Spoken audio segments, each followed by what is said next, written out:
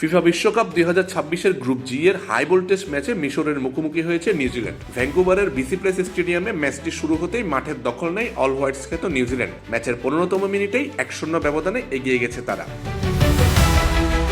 ম্যাচের শুরু থেকেই আক্রমণাত্মক ফুটবলের পসরা সাজায় নিউজিল্যান্ড। 15 মিনিটের মাথায় একটি কর্নার পায় তারা। ডিফেন্ডার টিম পেইনের নেওয়া চমৎকার এবং নিখুঁত কর্নার কিকটি মিশরের রক্ষণভাগ ক্লিয়ার করতে ব্যর্থ হলে ডিবক্সে ওত পেতে থাকা ফিন সারম্যান দারুণ এক ফিনিশিংয়ে বল জালের ঠিকানায় পাঠিয়ে দেন।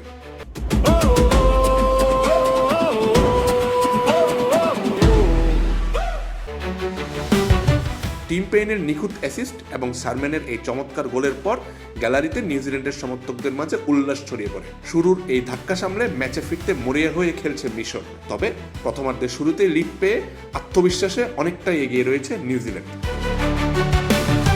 আমজাদ হোসেন আবির, খেলা ৭১।